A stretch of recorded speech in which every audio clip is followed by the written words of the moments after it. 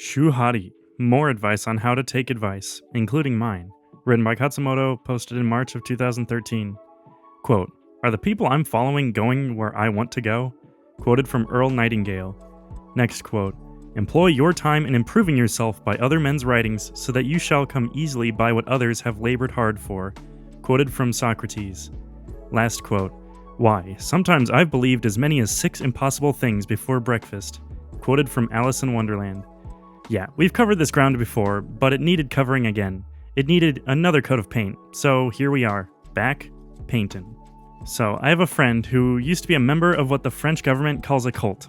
Then again, the French government thinks that everything that isn't the French government is a cult, so... Anyway, what some call a cult and what others call a great piece of Americana. And this friend, let's call her Stacy, still feels traumatized by her cult experience. I tell her it's her fault for being born into it, but then she just starts crying again and... I know, right? It's totally her fault. Chicks. Because of this, Stacy is skeptical of belief itself. She's skeptical of all ideas. She's always looking for holes in them. She can't just let it go. If it doesn't make perfect sense now, it's bollocks. So angry is she at her past self, at being duped, that she's on a permanent BS witch hunt. She will shoot the messenger and the message, and if either one dies, it's a witch. This, Stacy's skepticism, is not a bad thing. It's just a misplaced thing, a missequenced thing. It's not a matter of whether or not to be skeptical. You definitely want to be skeptical. It's a matter of when.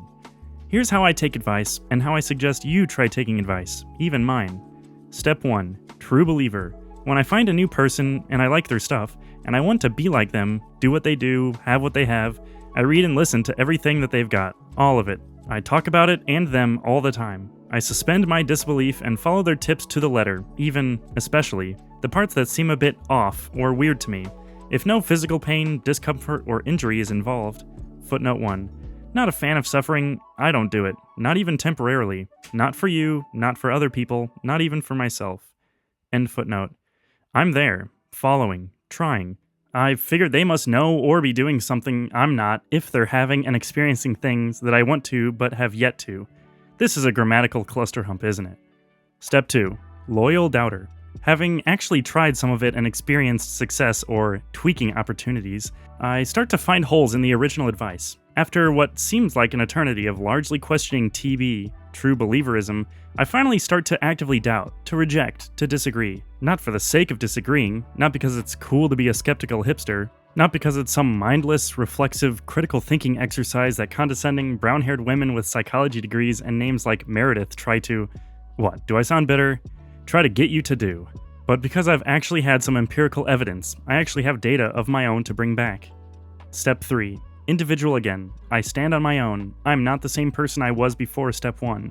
I've integrated the device into my being, with experiment-based modifications along the way as necessary.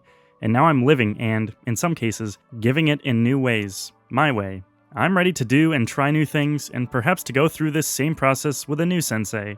Believe it or not, shock horror, it turns out I wasn't the first person to notice and experience this 3-step process, not by a long shot. Almost 1,000 years ago, the man from Japan who, if I recall correctly, invented no theater, lived, taught, and named this idea ShuHaRi. 1. Shu. Follow the rules, guidelines. 2. Ha. Break the rules. And 3. D. Make your own rules. Just rejecting things out of hand is jumping to Ha before the Shu. Step 2, Ha, is when to start being a skeptical Stacy. Not step 1, Shu. You give it a chance first, beat it up later, grow first, outgrow later. Now, I don't like being told to do things in sequence. I don't even read books in order. No, not a joke about how Japanese books are bound. But perhaps this is the exception. If you like the sensei, if you want to be, do, or have like him or her, then give him a chance. Pretend it's a movie. Suspend your disbelief. Become a true believer. Temporarily, mind you, only temporarily. Eat, sleep, and drink their ideas. Take in all you can while you can. Footnote 2.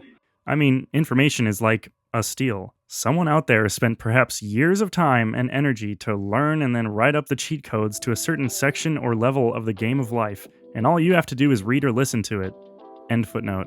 And then reject and remake all you like. And then maybe go believing something else again for a little while. Is this the best way? Dunno, probably not, but this is what I do, and it works pretty well and pretty fast. The world is full of good books. A few dozen of them are even super good books, awesome books. Here's the raw truth about each individual super awesome book. You're screwed if you don't read it, and you're also screwed if you only read it. You kinda need them all. Be a true believer. Just don't ever remain one. Outgrow your heroes. Just be sure to grow into them first.